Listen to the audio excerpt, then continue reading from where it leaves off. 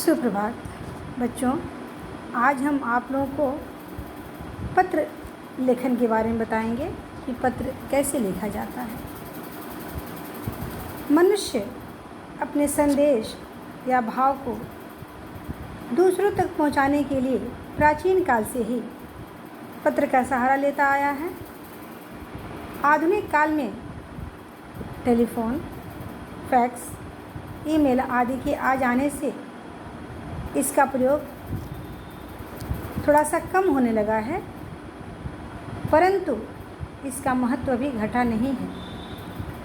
आज भी हम किसी संस्था को, किसी सरकारी कार्यालय को अगर अपनी समस्या से अवगत कराना चाहते हैं तो पत्र की ही आवश्यकता पड़ती है। ये लिखित व अस्थायी दस्तावेज होते हैं। पत्र लिखते समय हमें किन बातों का ध्यान रखना चाहिए? सबसे पहले तो पत्र की भाषा सरल और स्पष्ट होनी चाहिए। इसको बहुत बढ़ा चढ़ा कर नहीं लिखना चाहिए। आयु और संबंध के अनुकूल शब्दावली का प्रयोग करना चाहिए।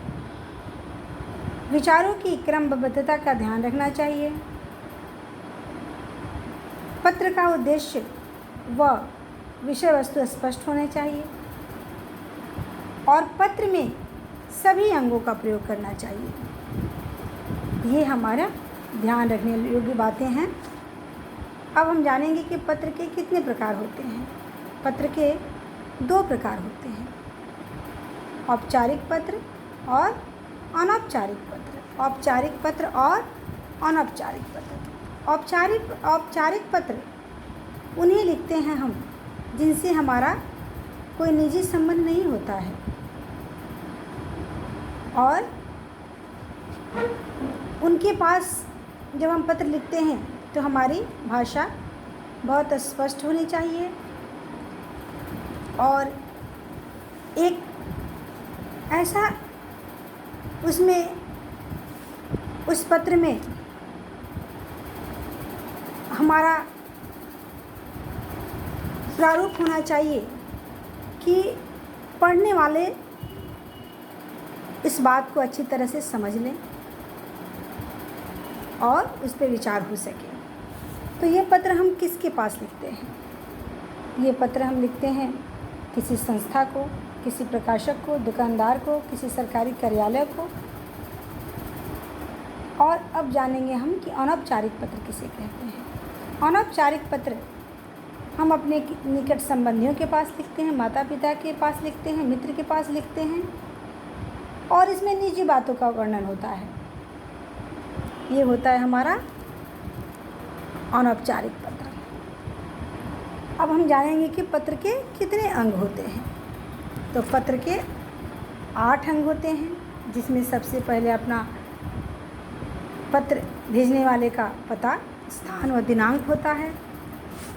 पत्र पाने वाले का पदनाम व पता होता है। विषय को संक्षिप्त वाक्य में लिखना होता है। संबोधन और अभिवादन होता है। पत्र की विषय वस्तु होती है, समाप्ति होती है, हस्ताक्षर से पूर्व की शब्दावली होती है और सबसे अंत में हस्ताक्षर होता है। तो ये होते हैं पत्र के अंग। अब हम बच्चों जानेंगे कि पत्र का प्रारूप क्या होता है। पत्र का प्रारूप क्या होता है? तो सबसे पहले हम जानेंगे कि औपचारिक पत्र के प्रारूप क्या होते हैं। औपचारिक पत्र में सबसे पहले हम भेजने वाले का पता और दिनांक लिखते हैं। उसके बाद पत्र पाने वाले अधिकारी का पदनाम और पता लिखते हैं। उसके बाद विषय लिखते हैं, संबोधित करते हैं, विषय वस्तु उसके बाद लिखते हैं और अपनी समस्या का विवरण देते हैं। उसके बाद क्या करते हैं? द्वितीय अनुच्छेद में हम सरकारी अधिकारी से या जिसके पास लिखते हैं उससे अपेक्षा भी रखते हैं। समापन करते हैं, हस्ताक्षर से पूर्व की शब्दावली लिखते हैं और अपना नाम लिखते हैं। ये हमारा हो गया औपचारिक पत्र। औपचारिक पत्र का प्रारूप।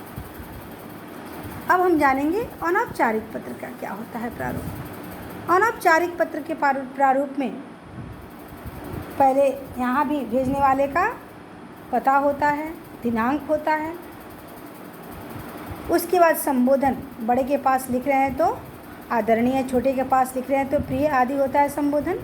अभिवादन होता है, बड़े के पास है तो सादर प्रणाम, छोटे के पास है तो आशीर्वाद या मधुर स्मृतियाँ, कुछ भी लिख सकते हैं। उसके बाद प्रथम अनुच्छेद में हम कुशल पूछते हैं, विषय वस्तु लिखते हैं और लास्ट में हम अपने परिवार का सदस्यों का अभिवादन करते हैं। हस्ताक्षर से पहले की शब्दावली वो लिखते हैं और बाद में हम पाने वाले का नाम और पता भेजते हैं, लिखते हैं। तो ये हमारा होता है अनौपचारिक पत्र। तो बच्चों, जिस तरह से हमने बताया, एक बार आप लिख कर देखिएगा कि आपका पत्र किस तरह से हो रहा है और इसका ज़रूर आप प्रैक्टिस करिएगा। तब तक के लिए धन्यवाद।